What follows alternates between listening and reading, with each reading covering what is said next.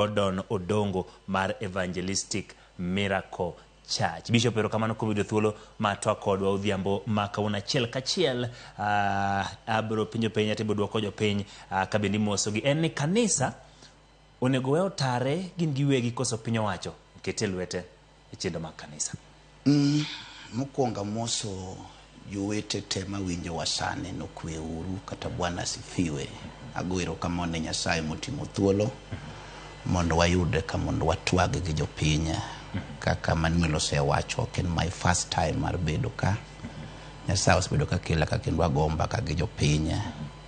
Kaluwore gi penjo ma Ochieng' openja, jachako gi nyinge mar Ochieng' kodhi Emmanuel. Ochieng' manokwongo. Church ok en gima ochakore sani, church no ochakore chon. Kendo joma nitie sani, enzi ya kisasa manitie sani, ng'eni kendo ka church en gima dhi nyime. Church osebedo ka tare kende kuom ndalo mang'eny. Kendo jodolo manotelo mbele wa. Gik ma wawinjo sani gi chon ne onge. Kawuono gidwa murore chumba ahinya, gidwa medore. Jomotelonwa jodongo manotelonwa tich dolo mbele ka. Church ne en body ma independent mane tayore kende. Gima nyalo miyo church tare kende maber ka jodolo yie mondo gibed jodolo. To ka jodolo kikore, jomoko kikore ga agenda gi ok en dolo to miyo tich bedo matek. To an gima dang' awach ni ei watijwa mar dolo ka ma wayie wabed jodolo. To ka sirikal nyalo riwore nikech sirikal kata kokaro kawo ng'ato mondo okel ng'ato samoro onge gi ng'eyo ahinya e tijwa mar dolo kani. To kadang' wayie mondo wabed jodolo mobidhore maler. To konego sirikal donje girwa negi wewa kaka nwasedhi chien. To kanitie andhoke moko modonjo to mage makola mondo gol oko to wan to wadhi adhiya nyime ka tich dolo nos bedo ka dhi nyime ndalo motelo. Kamano. Paro ni okang' ma kama endi makoro idwa kaw kod piny owacho mar neno ni giketo moko kuom chike mabiro tayo weche mag dolo. En kalure ni moko kuom jodolo oseweyo tich kata ting' margi mar dolo kendo donje weche moko kamoting'o puonjo kido moko makoch moganda osebedo ka ywak ne pacho ka. Wan jo Kenya kendo sirikal bade lach kaka sirikal wacho ga. Kas nitie chike mogavan piny nyaka murito weche mag tich Nyasaye gi. To aparo ni kama wach ni kelore ahinya makoro miyo wadwa thoe gopo gwang' machielo en wach Shakahola. To kanyo babiro wache wach moro. To nitie the law of the land, chik morito piny. Maka ng'ato dhi kinyume osando jonyasan, osando jopiny nikech joma lemo go mago Kenyans. Ok onego timne gi moko masando gi. To kaka sirikal is everywhere. DCI, police, joma nade gi jogi dhi ga lemo including the president. Ma every Sunday no ka joma dongo gi dhi lemo. Ka nitie kama ofweni jatich Nyasaye moro tiyo marach. En monego kaw ni okang' ka ok onywand ji te. Ok dang' awach to osedhi maber. Jotich Nyasaye moko to osetiyo marach. Mano ok aluor mar wacho. Gisetimo timbe moko ma ok nyis Nyasaye. Ikoro mano to ok dang' awach ni ber te, lakini ok rach te to ok ber te. To ka nitie marach gi monego pudh oko mondo wach Nyasaye odhi nyime. Kamano. Wach maduong' odiochieng' ma kawuono ndalo ariyo kende tok ka od bura ne okadho paro mar chik nikech pok okete kogno gi jatend piny mondo obed chik. Gidwaro mondo mi kanisni ochak chulo osuru. Ahinya to kanisni ma bende nitiere kod chendo mamoko kopogore gi sadaka. Kaka wach ni seche moko nigi skul, seche moko gintiere kanyo kod kar thieth, seche moko gintiere kod gik mamoko ma giuso makelo negi omenda makoro sirikal dwani mondo okete lwete. En gino makare koso nego we oko. Sirikal ma Kenya oseti maber lakini Emmanuel dhano upog didek. Dhano opog didek. Dhano en body kendo body kanyo no kolosne weche mag health mapuonjo ringruok kendo dhano en soul molos ne education mipuonjo kas dhano en spirit tinwa ka idara mar chuny ka government ok dew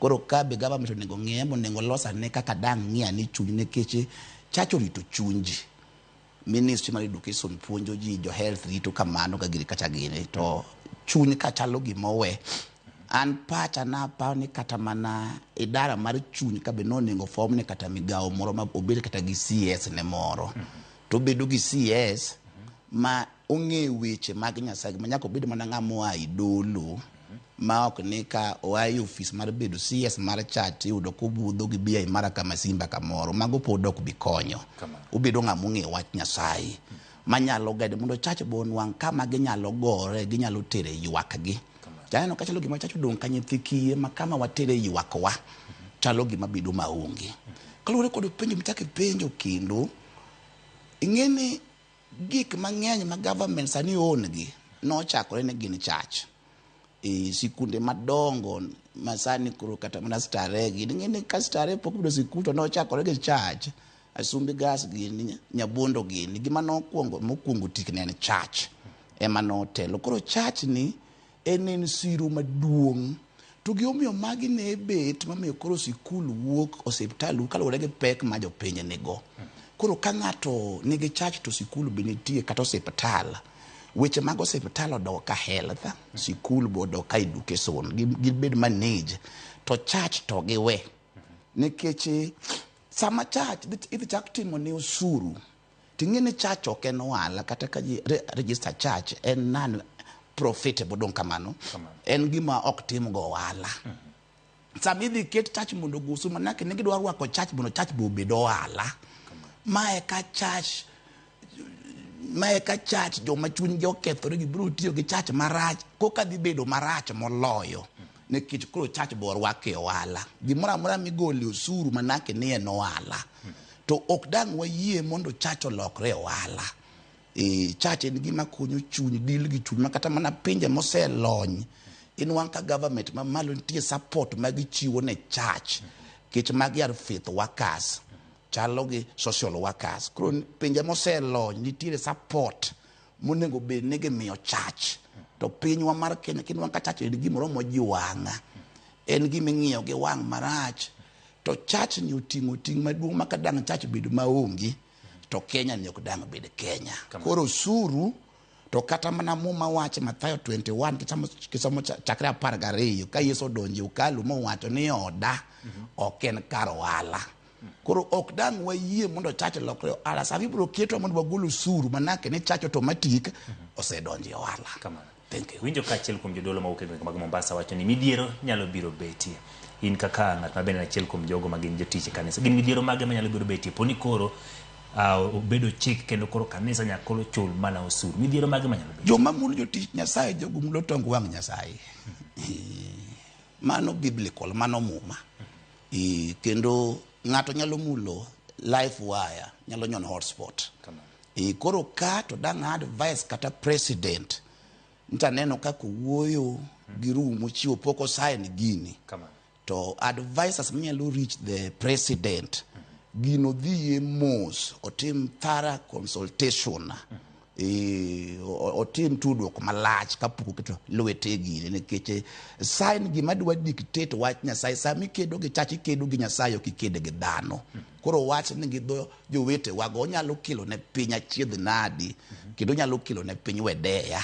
gik moko mikala kala oyaye kagi nwano chini kako kelo ne piny wedeya ok wagombo ni piny chako dok wedeya but church pur niga big role manuel mar play e Kenya kata mana sani kilanda barika to ayino kaka town ne chalo gi chapni mag politics church mabiro come out mondo otoliza piny koro church to rais onego ng'e kae na maber kapok oketo lwete wachno kamano jalo ng'eni gini bende mulo jopiny kendo jopiny bende joka gintiere gi duondgi mopogore opogore en ni kanisa pok oyango ne jopiny gigo ma seche moko omenda michoke kanisa timo makare kichunyo ka jopiny moko wacho ni bishop en kodwa kadwaro nyamburko tanga bilemna into kidwaro to gitimo nade ging'ioni winjo ka jomoko wacho ni nitiere omenda bende choko mathoth ma gineno ni odhi ne jotelo to ok okony chendo machal kama. En ni kanisa bende pok oyawo ne jopiny ayanga kaka omenda magichiwo ne kanisa tiyo.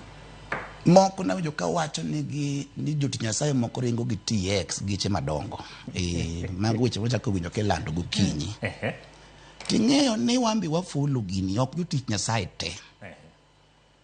Ng'ato nyalo dhi gi gimo kasto ng'iso ji kaka ibiegori gimo ne kaka owichore marach. Ing'e ni siasa mogo e Kenya kachakre 2017 nyaka 2022 nego e kanisa.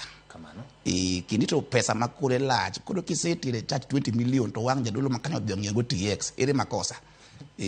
Koro kuonde moko be government pesa ne kudwani mondo ingilia church ni kuonde moko be gimbe gichangia kech ne giloko church paw siasa. Giolo pesa bagaga yayu pesa makuri kiruma to ka wang jadolo makanyo osetine 20 yen to dhi okawo ng'iewo TX ere mistake.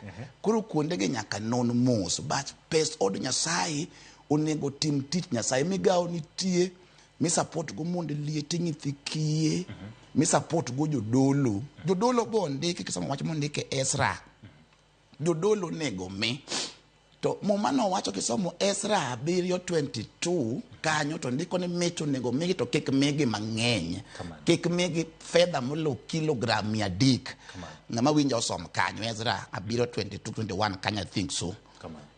Koro jodolo be kolo kuom gi minyonge malach be mero gi kanyo be nyaka wayie ya mi winje ka koro wiyo wili gi tich ne Nyasaye koro dong komer minyonge molu kwe malach omer koro kaka kila chacho pangu tich ni okrach lakini jodolo kik pie meringo ni ana ringo gi V8 kia Lexus masani koro no biro ma 30 million dhano pie ni kod geche madongo gimonengo wapie me ni ng'ane nigi Nyasaye maduong' makolamu ni ng'ama tutu kolamu ni ng'ama tuto chango lamu ni ng'ama tho machier pudhe wuotho mani pie ma jodolo nego bedgo Nyasacho mako dala moro moywayo mogolo oko ka ji ko pie me mwandu ka watieko.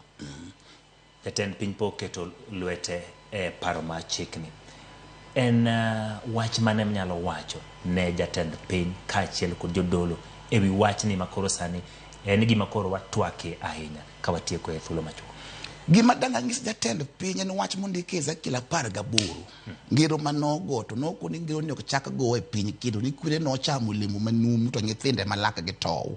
Adwa na kwawa president mawaero iwonge kaginga moro ka chuny waler kikidewa igop ng'ato ka ng'ato koso jaduong' tigi migawo ma in go muluri DCI police to chom ng'ano tir to kikinywand jodolo e makosa ng'ato ka ng'ato koso kaka ni McKinsey okoso wakwan ni kikinywand wa makosa mar McKinsey dil gi McKinsey to wan be chiemo kunyo ni godon be wach moro mako dil gi godon to kunego nywand ji e kosa mar ng'ato mano kwe madanga kwa wa rais jaduong' apane kanyo winjore maler ne jodolo wetena watimuru tich mar dolo giomiyo sirikal ingiliawa wanywandore gik moko ok dhi maber koro watim tijwa mar dolo ma Nyasaye noketwa mondo watim mondo kik nwang' chilo mibadhi wach mamawa pa kwa dhi kamano to onge